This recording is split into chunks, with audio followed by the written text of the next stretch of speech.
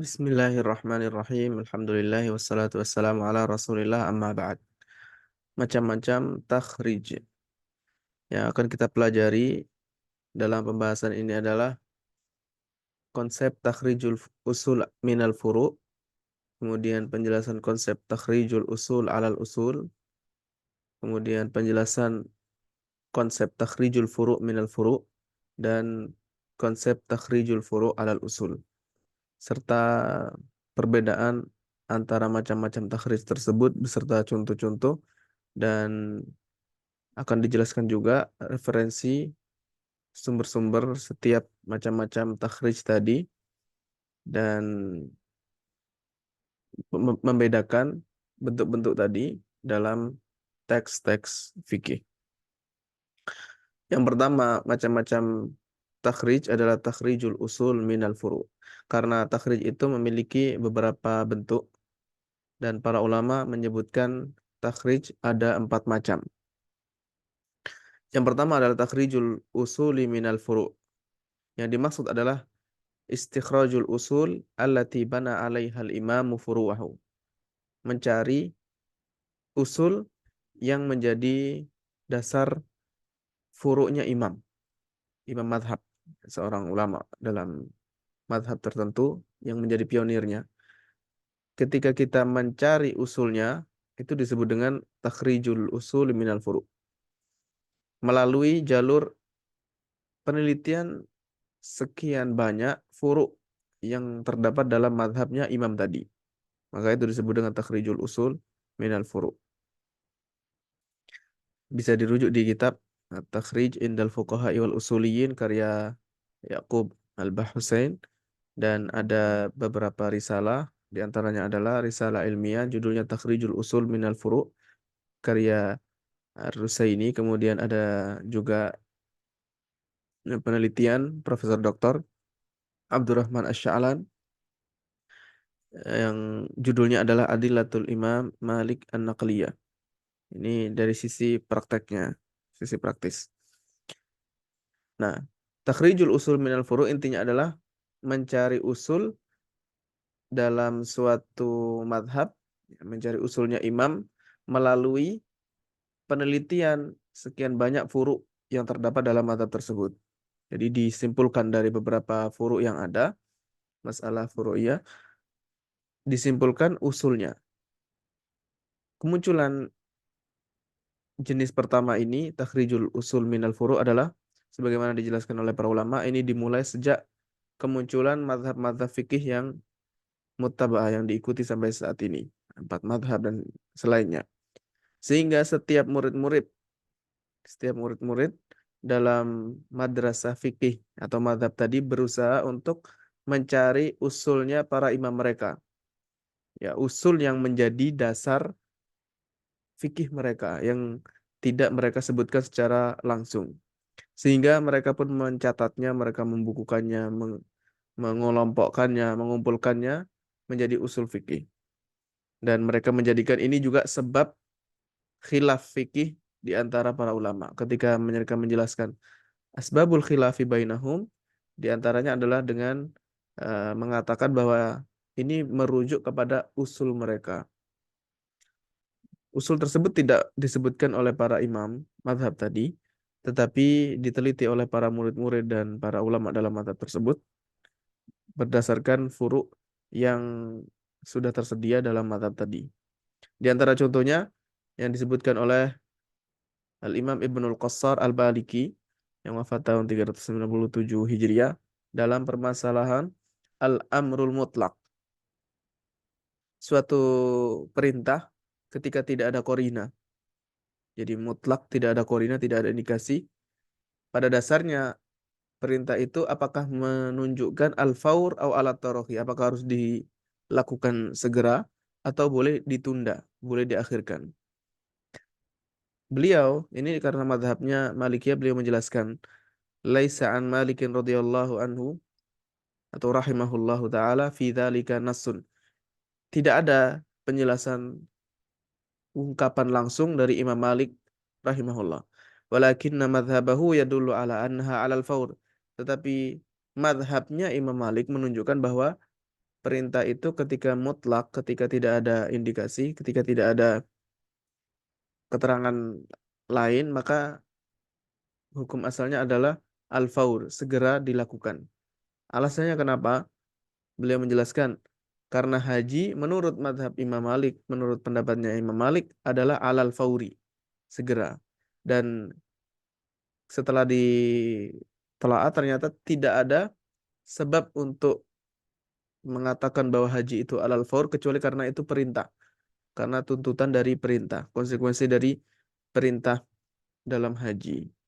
Ungkapan ini bisa dirujuk di Muqaddimah Ibnu Al-Qassar. Kemudian keterangan tentang takhrijul usul minal furu' tadi, definisinya bisa dilihat di kitab At-Takhrij karya Yaqub Al-Bahhusain. Maka ungkapan Ibnul Qassar Al-Maliki ini menjelaskan ketika beliau tidak menemukan adanya pendapat ungkapan langsung dari Imam Malik terkait masalah usul fikih ini, al-amrul mutlak, apakah menunjukkan faur atau tarohi, maka beliau mentakhrijnya, mencari dari penelitian sebagian furu' fiqhiyah yang terdapat dalam mazhab Imam Malik, sehingga disimpulkan ternyata usul beliau al-amru lil fauri. Kemudian setelah itu ulama Malikiyah kadang menyebutkan farak lain, tidak mencukupkan dengan satu farak saja ketika mentakhrij atau istikhraj asal tadi. Jadi bukan didasarkan pada satu farak saja. Makanya Al-Qadhi Abdul Wahab yang wafat tahun 422 Hijriah mengatakan, yang dipilih, yang dijelaskan oleh para ulama Malikiyah bahwa perintah itu alal fauri, harus dilakukan segera. Mereka mengambil kesimpulan demikian karena Imam Malik memerintahkan agar menyegerakan haji. Ini yang pertama. Kemudian yang kedua, beliau melarang untuk memisah-misahkan wudhu. Min tafriqatil wudhu, dipisah-pisahkan. Dan masalah-masalah yang lain dalam mazhabnya. Jadi dasar disimpulkan bahwa perintah menunjukkan faur segera, harus segera dilakukan dalam mazhab Imam Malik, itu tidak mengacu pada satu farak saja, tapi dari beberapa furu'. Ungkapan ini bisa dilihat di Raf'un Niqab karya Asy-Syushawi.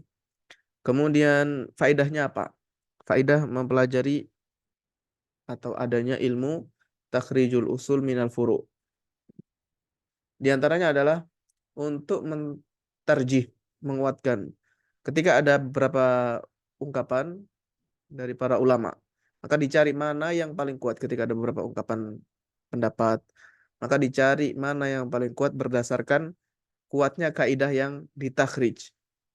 Jadi kuat-kuatan kaidah yang ditakhrij untuk menguatkan pendapat ketika terjadi perbedaan.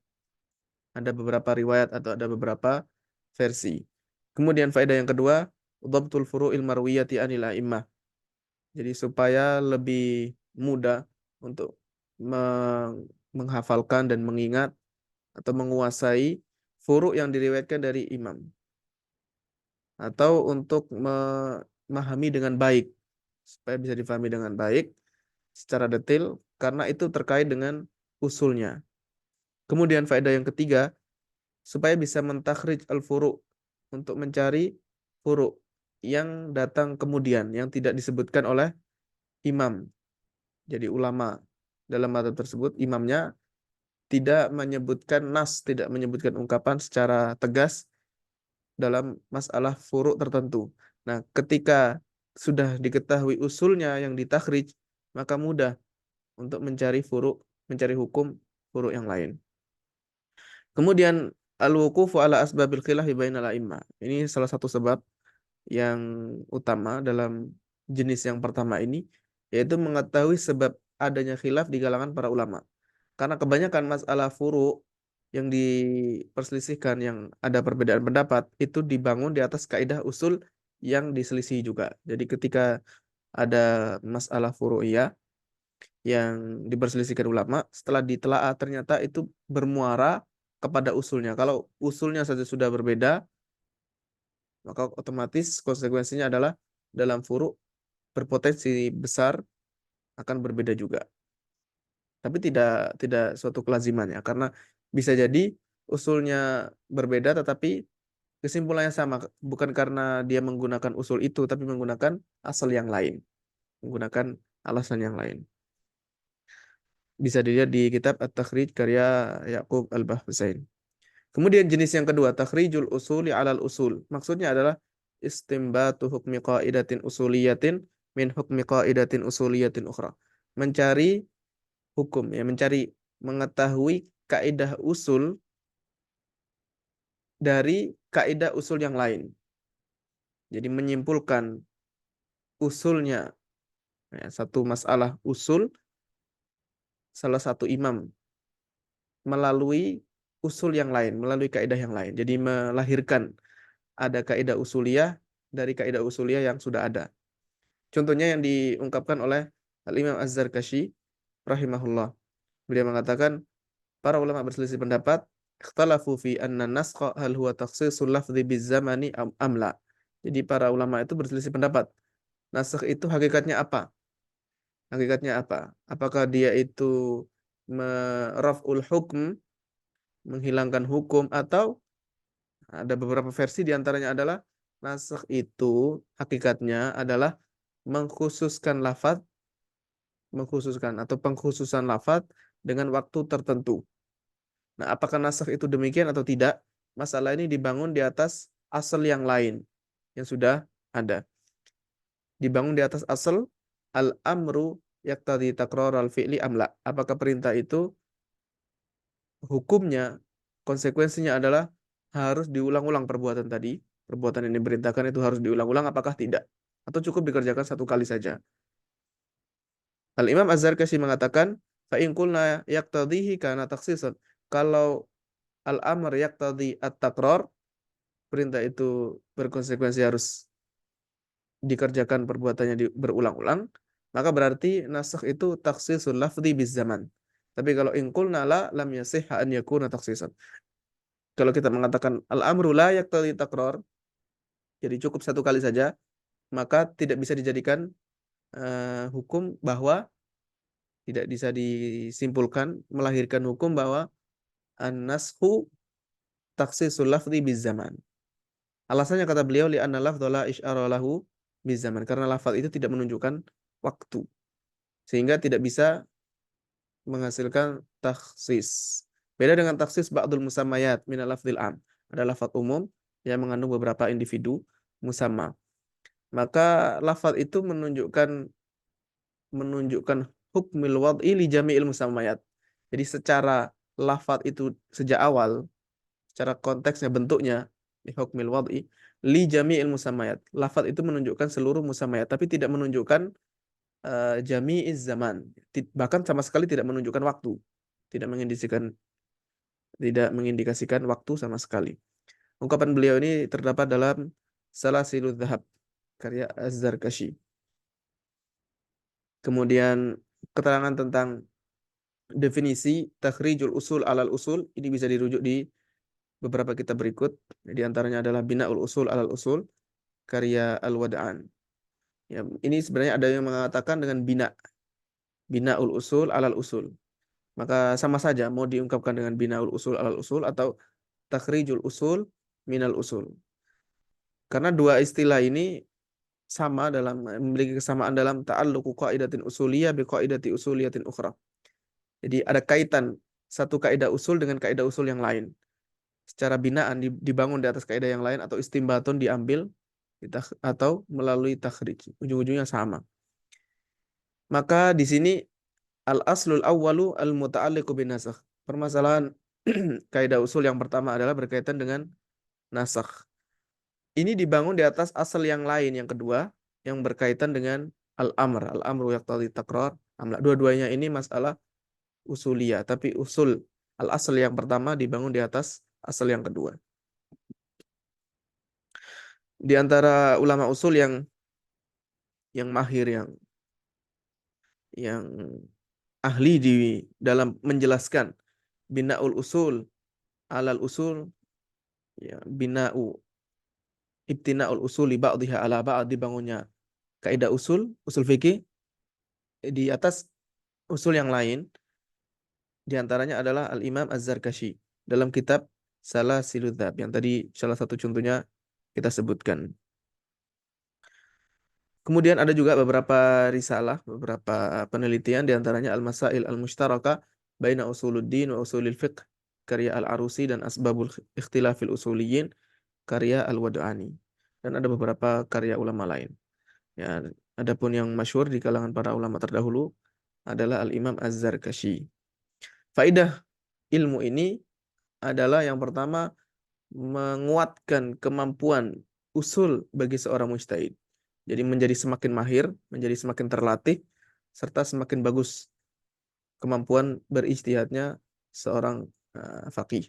Kemudian faedah yang kedua, supaya bisa diketahui usulnya imam yang tidak dia sebutkan, yang tidak dia bahas, belum sempat dia bahas, yang belum sempat beliau sebutkan, dengan cara takhrij atas usul yang sudah dia sebutkan.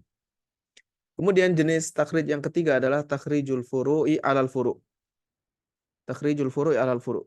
Bisa dilihat di kitab At-Takhrij karya Al-Bahhusain. Yang dimaksud adalah istikhraju ahkamil furu'il fiqhiyah mimma laysa fihi nassun 'anil imam min khilali furu'in ukhra wujida fiha nassun dalun ala hukmiyah. Menghasilkan mencari hukum furu' fiqhiyah yang tidak ada nasnya dari imam melalui furu' yang lain yang ada nasnya yang menunjukkan hukumnya. Jadi sudah ada nas tertentu lalu kemudian dihasilkan furu' yang lain. Nah, ini furu' yang tidak diketahui penjelasannya ulama, penjelasannya imam ini dalam masalah ini apa? Belum diketahui. Nah, cara mengetahuinya dengan melihat furu' yang lain yang sudah dijelaskan oleh imam tadi. Disebutkan dalam kitab Al-Musawwadah,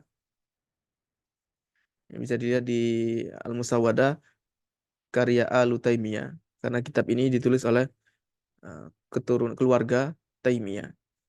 Di antaranya adalah Syekhul Islam Ibnu Taimiyah Al-Hafidh, halaman 533. Disebutkan dalam kitab ini, penjelasan takhrij yang dimaksud adalah naqlu hukmi mas'alatin ila ma yashbihuha wa taswiyatu bainahuma fi. Menukil hukum dalam suatu masalah kepada masalah yang mirip. Jadi dibawa. Ini ada masalah yang belum ada penjelasannya, dibawa ke masalah lain yang mirip dan disamakan. Sehingga disamakan hukum permasalahan tersebut. Dinukil juga oleh dinukil juga oleh Al-Mardawi dalam kitab Al-Insaf hal seperti itu. Wala yakunu illa idza fuhimal makna. Dan seperti ini untuk menyamakan antara permasalahan yang mirip, yang satu belum ada penjelasan dari imam, yang satu sudah ada, la yakunu illa idza fuhimal makna. Ini tidak mungkin bisa dilakukan kecuali kalau sudah diketahui makna. Makna di sini maksudnya adalah ilat atau penjelasan, alasan, dasar dari hukum tersebut. Nah, dilihat di kitab Al-Insaf karya Al-Mardawi, jilid 12 halaman 257. Kemudian Al-Madkhal karya Ibnu Badron, halaman 139 sampai 140. Ini dalam mazhab Hambali disebut dengan al-wajh atau ihtimal. Walaupun bisa jadi di mazhab-mazhab yang lain nama istilahnya berbeda. Di antara contohnya adalah sebagai berikut. Ini contoh prakteknya. Seandainya ada seorang mukallaf, ya, manusia yang baligh dan akil, bernazar untuk bersedekah dengan harta tertentu. Tapi tidak dia tentukan. Dia lafaz nazarnya itu bersedekah. Lalu kemudian di dalam hatinya dia meniatkan harta ini ukuran tertentu. Sekian besar harta yang akan dia sedekahkan dalam bentuk nazar. Maka fa inna luzuma la yata'allaqu bima nawahu nassu alaihi Ahmad. Maka yang menjadi keharusan yang harus dia lakukan tidak berkaitan dengan yang dia niatkan. Sebagaimana nasnya Imam Ahmad. Ini contoh dalam mazhab Hambali. Takhrijul furu' minal furu'. Seandainya ada orang mengucapkan nazar, kemudian dia tidak menentukannya, tetapi di hatinya dia sudah meniatkan kadar tertentu yang akan dia sedekahkan. Maka yang dilihat adalah lafadznya, tidak dilihat apa yang dia niatkan. Tetapi Abul Barakat yaitu Ibnu Taimiyah Al-Jad Majiduddin, beliau mentakhrij ada qaul yang lain dari Imam Ahmad dalam mazhab tersebut. Bisa ditakhrij dari penjelasan yang lain, yaitu luzumu manawahu. Jadi ada sisi wajah atau ihtimal itu yang dilihat adalah yang dia niatkan dalam hatinya. Jadi ketika sudah meniatkan kadar tertentu maka itulah yang harus dia lakukan, bukan dari lafadznya yang umum. Nah, ini dikiaskan atas permasalahan yang lain dalam mazhab Hambali tadi. Karena dalam mazhab Hambali ada masalah seandainya ada seseorang yang nazar puasa atau sholat. Kemudian di dalam hatinya dia meniatkan lebih dari yang dilafalkan. Ya. Niat dia diberikan keterangan tertentu atau penjelasan tertentu, sesuatu yang dia inginkan, dia niatkan dalam hatinya. Maka dalam mazhab Hambali mereka mengatakan yalzamuhu manawahu. Yang harus dia lakukan dalam nazar puasa atau sholat tadi sesuai dengan yang dia niatkan. Misalkan sholatnya di malam hari atau puasanya beberapa hari. Maka yang harus dia lakukan adalah sesuai yang ada di hatinya. Walaupun ada nas Imam Ahmad, kalau masalah sedekah itu yang dilihat adalah lafadznya, bukan dari niatnya. Tetapi berdasarkan takhrij seperti ini berarti ada wajah yang lain, ada wajah atau ihtimal yang lain dalam mazhab Hambali. Baik, ya bisa dilihat di Al-Musawwadah karya Al-Utaimiyah, kemudian Al-Mutli karya Al-Ba'li dan Al-Madkhul Ibnu Badron. Adapun contoh tadi bisa dilihat di Qawaid Ibnu Rajab, dan riwayat sedekah ini ada dari Imam Ahmad secara khusus disebutkan dalam Masail Abi Dawud halaman 203. Sebenarnya bentuk yang ketiga ini kias juga, mirip seperti kias yang ma'ruf di kalangan para ulama usul.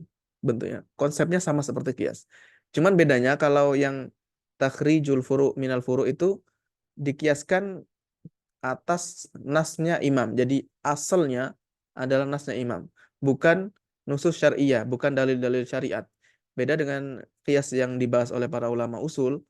Kalau yang dibahas di kitab-kitab usul fikih itu yang menjadi asal atau yang menjadi pokok pembahasannya adalah seputar dalil-dalil syariat, Al-Qur'an atau hadis. Nah, itu yang menjadi poin dalam qiyasnya. Sedangkan di sini yang dibahas adalah nususul a'immah. Lalu faedahnya adalah yang pertama takhrijul ahkam syar'iyyah lin nawazil al-fiqhiyah, supaya bisa mentakhrij, mencari hukum dan mengetahui hukum syariat yang baru, yang kontemporer, yang berkaitan dengan fikih. Ditakhrij sesuai dengan furu'nya imam, dengan furu'nya para imam, dengan furu'nya yang sudah ada di kalangan mazhab tersebut melalui jalur qiyas. Takhrijnya melalui jalur qiyas. Jadi dikiaskan, ini masalah yang sudah mereka bahas, ada masalah yang baru yang belum mereka bahas, dikiaskan. Lalu faedah yang kedua adalah mengetahui hukum masalah juz'iyah yang belum disebutkan dalam mazhab fikih tersebut dengan cara qiyas. Dikiaskan ke furu' a'immah ketika sama dalam illah, ketika ada kesamaan dalam ilatnya. Ya, mirip seperti qiyas para ulama usul, hanya saja berbeda dari sisi tempatnya atau yang menjadi asalnya. Kemudian jenis yang keempat, takhrijul furu'i alal usul. Yang keempat adalah takhrijul furu' alal usul. Bisa dilihat di takhrij karya Al-Bahhusain. Yang dimaksud dengan takhrijul furu' alal usul adalah istikhraju ahkamil furu'i min usuliyah. Mencari dan mengeluarkan hukum masalah far'iyah dari usulnya, dari usul fikihnya. Ini ada dua macam. Ada takhrij yang dalam satu madhab saja, madhab tertentu. Fi madhabin mu'ayyan, satu madhab tertentu. Ada juga yang takhrijnya ini lintas madhab.